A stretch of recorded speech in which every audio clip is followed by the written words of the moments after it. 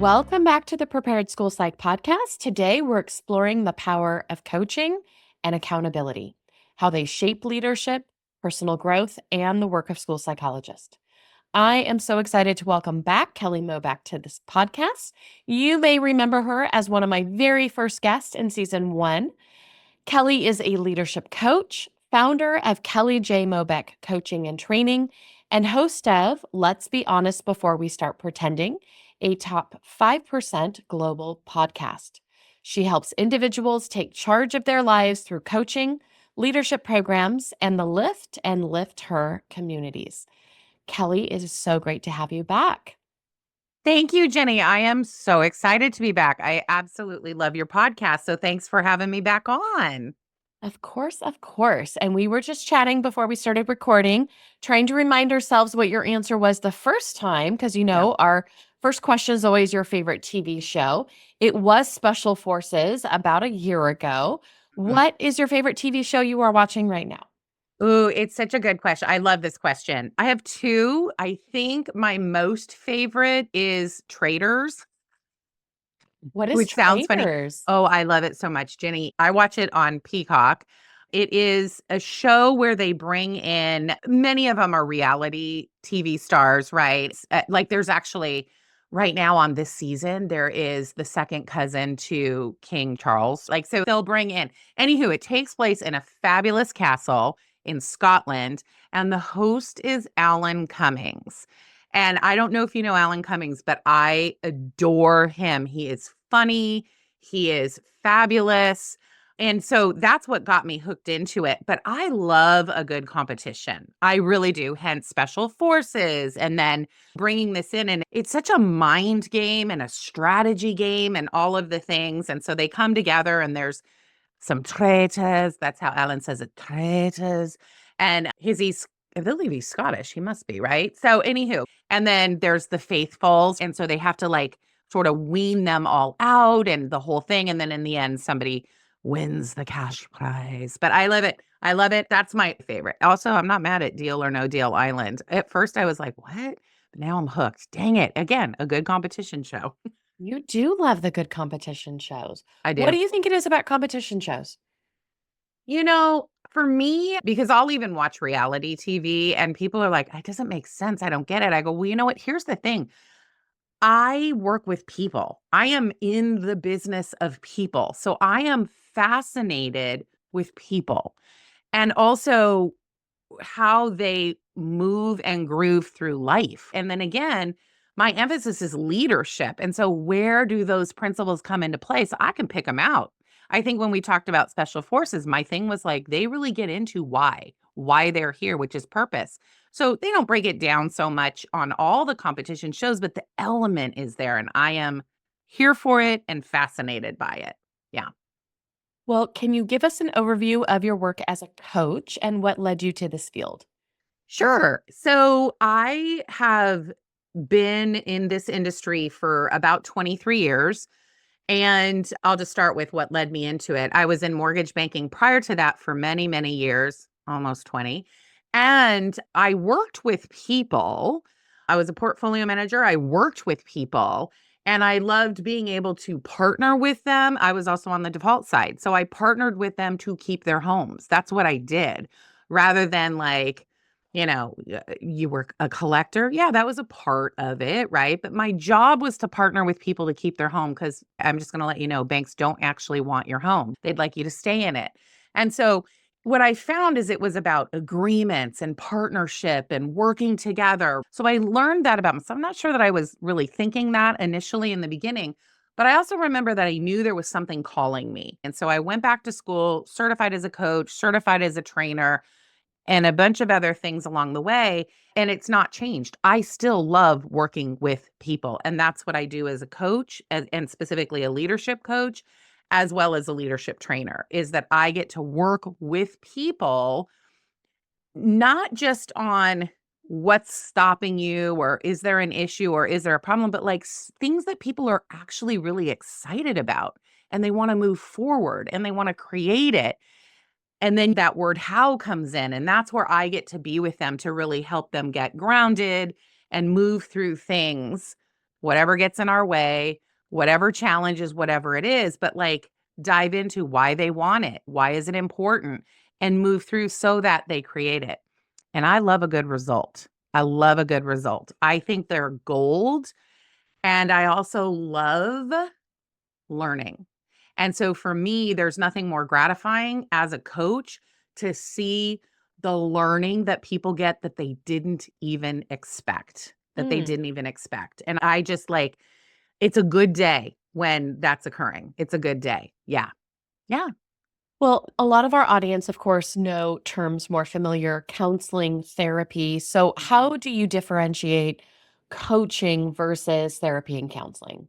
Such a good question. It's such a great question. I think, and I am not a therapist and I'm not a counselor or a psychologist, I'm not any of those. So I think that the distinctions are, I'm not saying that in every single one of the industries that we're talking about, there is forward movement, right? I Mhm. think what it is the context in which a coach comes from. Okay. So as a coach, I know that my job is to pull out somebody else's answers rather than providing a solution for them or giving them some direction. Am I still a guide? Absolutely. What I find is that it really is this partnership and collaboration, which I think is true in therapy or counseling or psychology too. I think there's so many similar elements. Yes. I think some of the distinction, though, is that as much as sometimes I'd love to tell somebody what to do, I would. I'd love to advise, right? I'd love to direct. That's not my job as coach. It really is to tap into another human being's resourcefulness that they don't even realize is there, and then help them pull that out and then help them make or create action steps that they're aligned with and practices that they're aligned with and move forward to create the result. I think that's the distinction because I think all the industries is about forward movement. True Right. story. Yeah. Right. Well, for you specifically, what are some of the key principles or philosophies that guide your coaching approach? Oh, I love this question. So leadership is my emphasis, right? Like that's my come from, if you will. And leadership to me, I get told this all the time. Oh, I'm not a leader. I'm not a da. And I'm like, well, actually, I hold everybody as a leader in their life. I am like, where are we taking the lead? What's happening? And I get a lot of people that will say, I'm not a leader. And I'm like, but who's leading your life? I just need to know. Is it like your neighbor? Is it like, who is it? Well, it always comes back to us.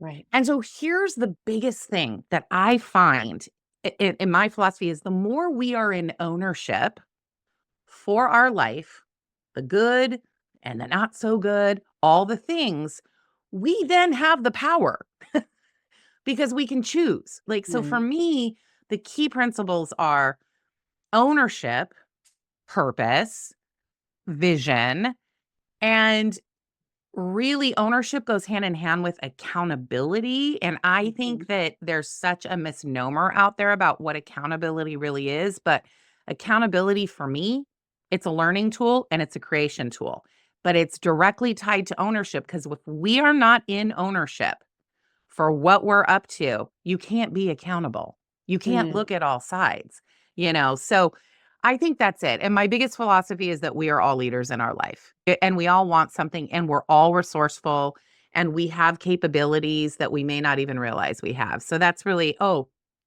the final one. I have so many. I could talk for hours about this.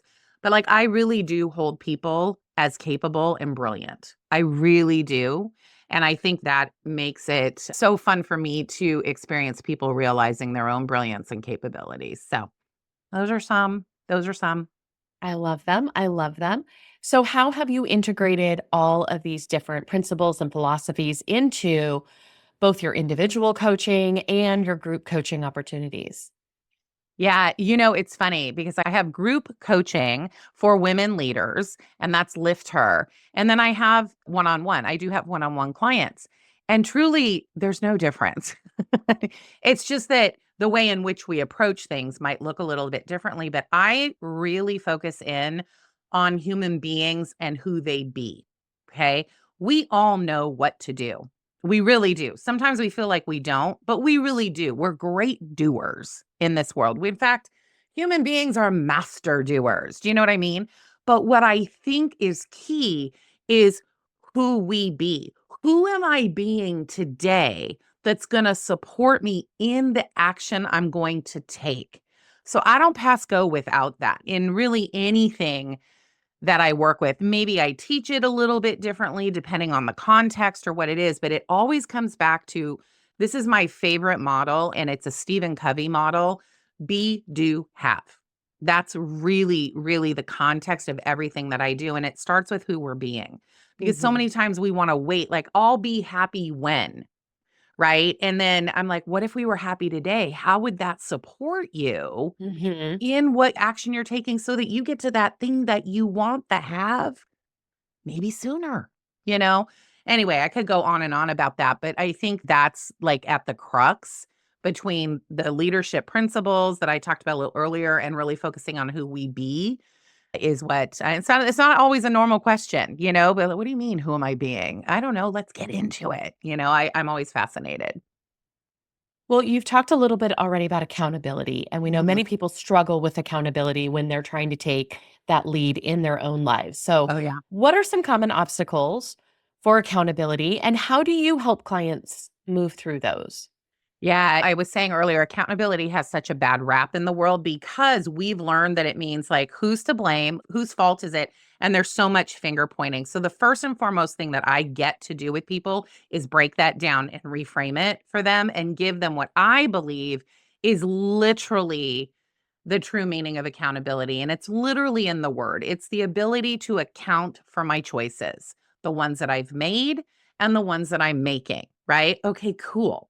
Cool. Wait, it's not blame. Listen, no one loves to stop, even myself. And I've practiced this for years.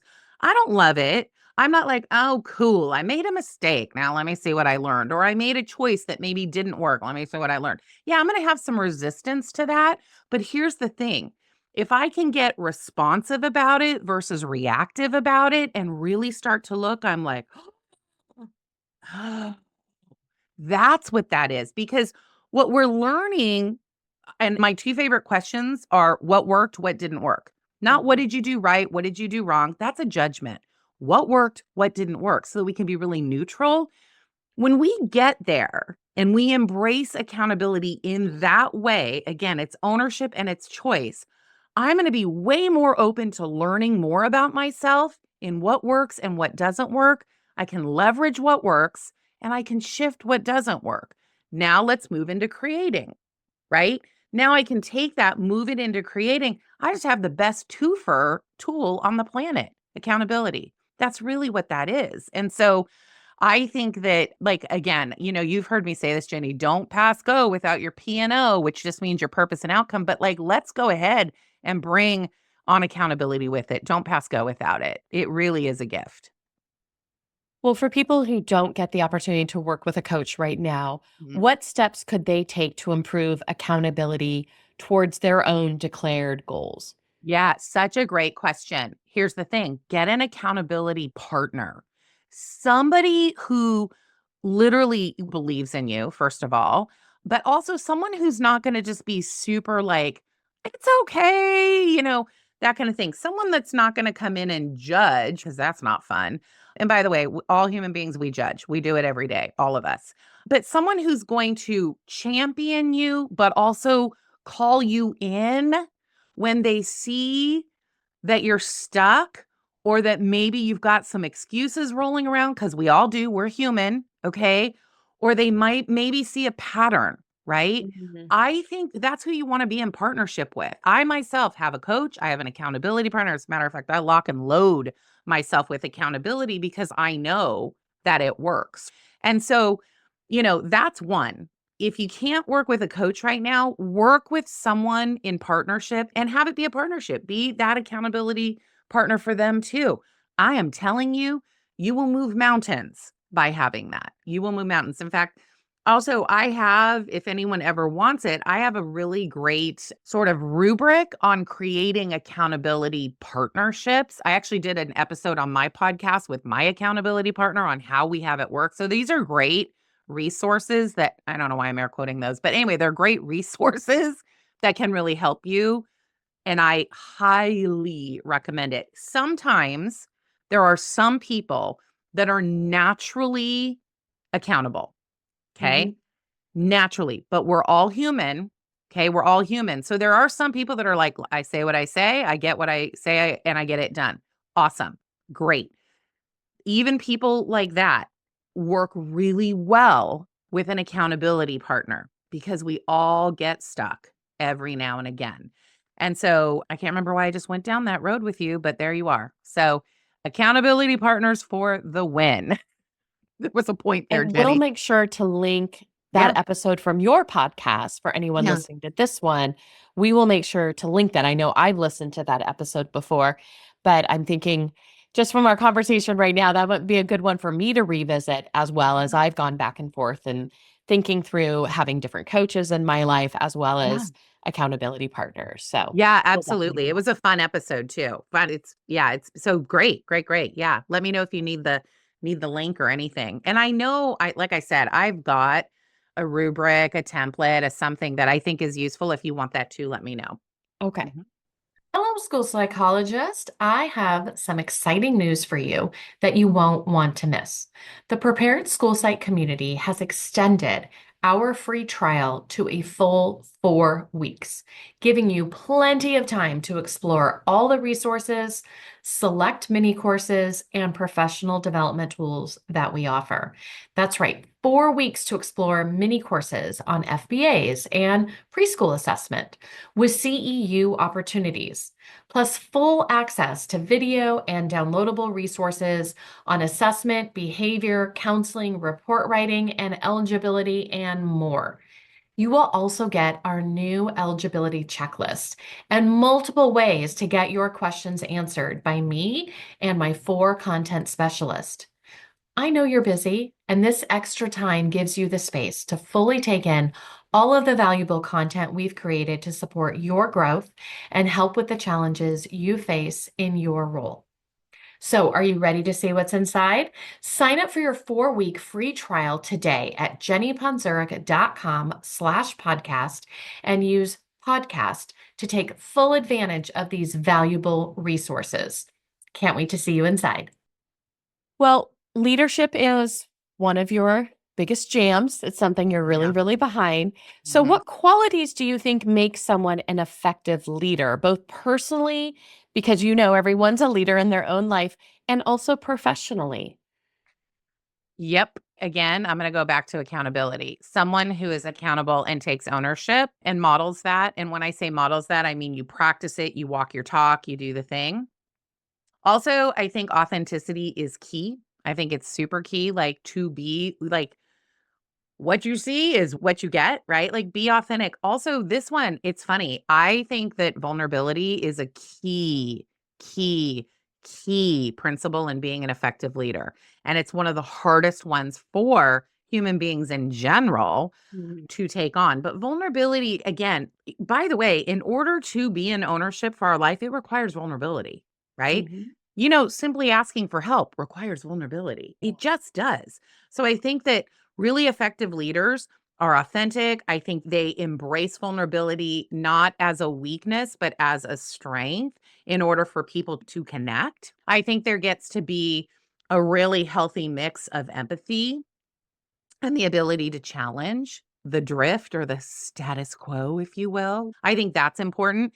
And here's the thing, let go of being perfect. There's no perfect human being on this planet, Right. right? So if you make a mistake, okay, I had an opportunity to make a mistake. Awesome. I'm not going to say we love it, but what are we learning from it? Because I think that helps others. I really, Mhm. really do. So those are just some of the things that I think. And then here's the other one, be a commitment. Well, commitment's one too. And be a commitment to continuously work on your communication. I Mm. cannot say this enough. Communication literally is the key to anything, relationships, projects, all the thing. And we all think we're great at it. We do. But I will tell you this right now. I've studied communication for many years now, and I still have work to do. literally. Okay. So be a commitment to constantly improve your communication. That could be a whole other episode. Yeah. Love that. Well, what are some very practical ways that school psychologists can strengthen their leadership skills? Oh, these are all such great questions. Truly. Study yourself. I know that may sound weird. What do you mean study yourself? Study yourself. Start your day with, what's my purpose today? Like, why am I here? Who am I going to be with? And study yourself.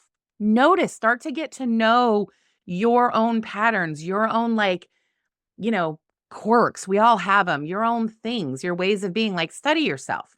And then here's the thing, study other leaders. Don't come from a place where you're comparing yourself, okay? Because that's the thief of joy.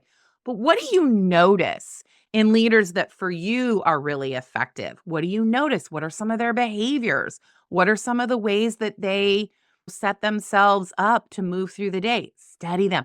I have so many mentors out in the world that don't even know I exist. True Mm, story. They have no idea. Now, mind you, you can get really sucked into like a lot of what I call shiny paper syndrome and like, but this one, then this one, and this one. Pull down what's true for you and where you want to work a little bit more toward that. But I think one of the best things we can do is just consistently study ourselves. We study a lot of things, but do we study ourselves? That it's the key to change for sure. I love that. I know a lot of school psychologists are very familiar with different executive functioning skills. Hmm. And you talking about studying yourself makes me think of the skill of metacognition, right? Okay. Being able to really think about our own thinking, reflecting on those different pieces. Yeah. I know for myself in, one of the roles that I play right now is I get to help support some new hires. Sometimes I get to review reports. And one of the things that I've been trying on is not just saying we need to fix this part of the report. And by the way, don't forget this is a legal requirement, but Yeah. what could we have done differently in this situation? Like, we can't go back and fix the meetings in 2 days, but what could we have done a little bit differently? And so we can think about that in the future when we're in similar kind of situations. So Yep. I love what you were sharing about. I had an opportunity to, make a mistake and I took it. I know that's Hmm. one of your sayings I've heard you say many a times. And I think a lot of times when I'm working with newer school psychologists, there is that moment we realize we did make an error. We Yeah. did say something we wish we hadn't said. And I think a lot of time that inner dialogue is just beating ourselves up over and over and over again. I can't believe I said that. Oh my gosh. What is this parent going to think? What is this principal going to think? Yeah. And to have some of those moments to kind of stop that thought Yeah. process and switch it to, okay, what could I have done differently? Yes. What Yes. else do you want to add on that? That I love what you're saying. I love what you're sharing because that's the thing. We all know that we go back and we do a number on ourselves. And then if you are someone who has any tendencies in the way of people pleasing or perfection or control or all those tendencies that are out there, believe me, that's going to then pile on. And so to pause and stop, like with what you're saying, to pause, to stop, to just go, hold the phone a minute or maybe put it down and let me just see. Let me just look. What can I learn? Mhm. Nobody is expecting you to be perfect. Nobody, right? Here's the thing that I find really interesting is when someone is willing to tell me their truth and to own the mistake or own, like, I realize I said that and, something drove that and I get it and it wasn't maybe appropriate or the thing. Here's what happens for me. I trust them more. I Mm, trust them more. Okay. Trust is huge, right? Trust yeah. is built and broken all the time. We do it with ourselves.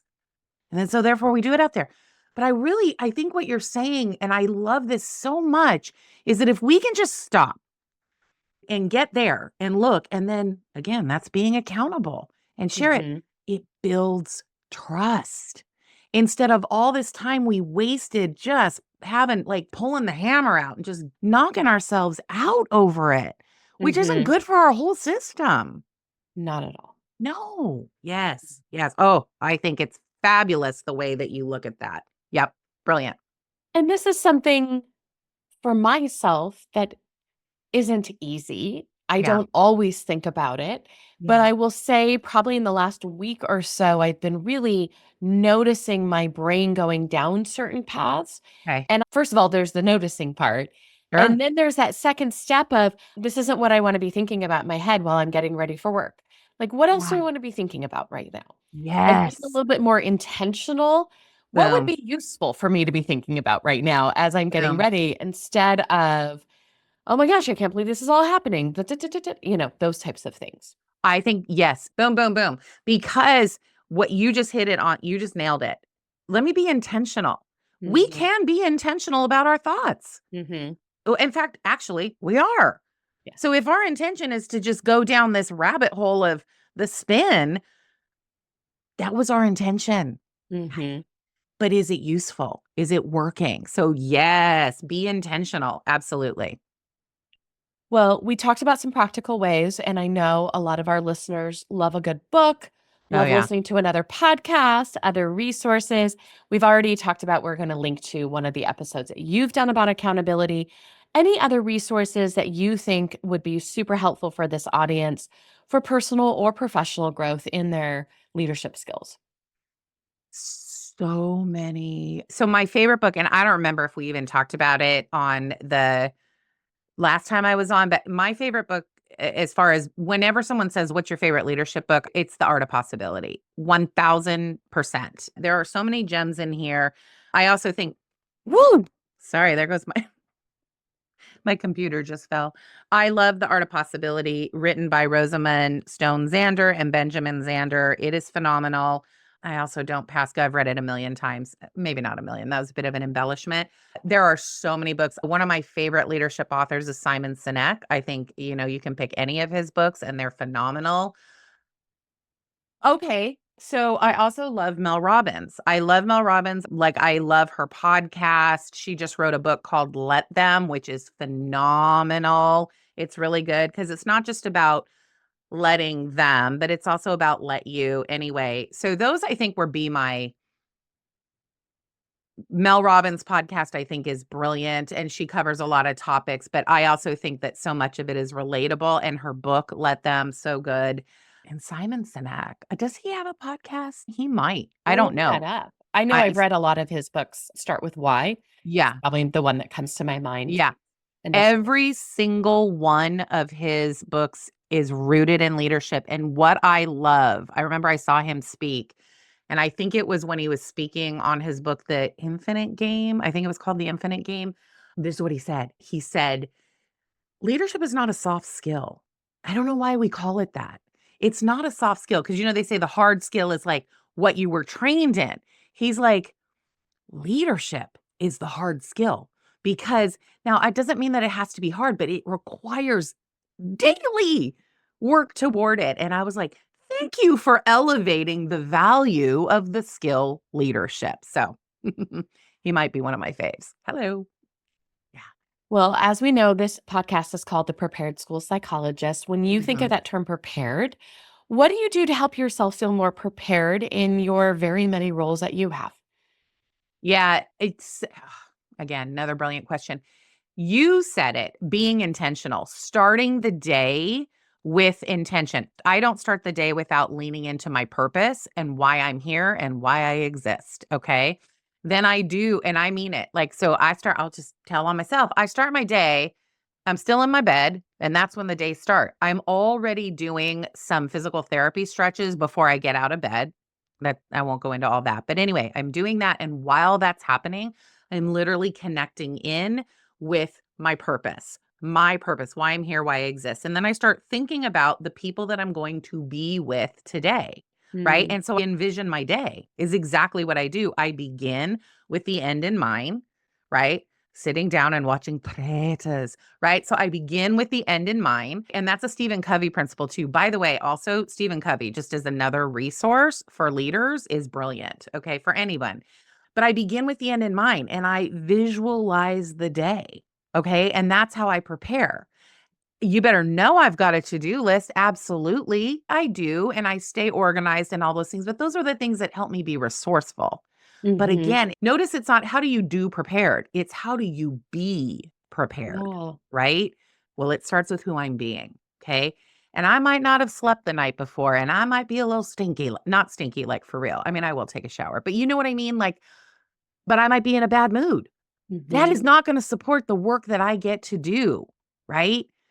So when I think about that, who is going to be, listen, today before we started, before I was thinking, oh, I get to go be with Jenny. I get to contribute to school psychologists. Like I get to go do that. Who am I going to be? Right? Who am I Mm. going to be?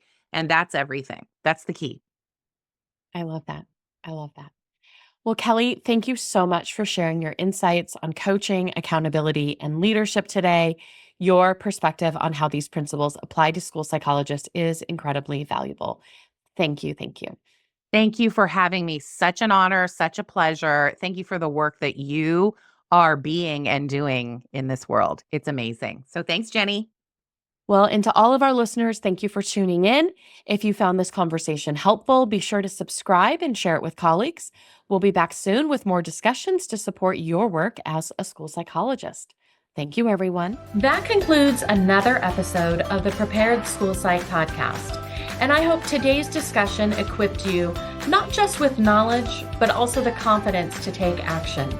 Remember, every conversation we have and every resource we share builds a bridge towards a more inclusive and empowering learning landscape for our students. If you enjoyed this episode, be sure to subscribe to the podcast for more insightful conversations and resources to support your journey. Share this podcast with colleagues. We would love it if you would also rate and review the podcast. Thank you for tuning in. Just a reminder, everyone, the information and advice provided in this podcast are for guidance purposes only, and all listeners are required to follow both federal and state law and their own school district guidelines and policies. Thank you.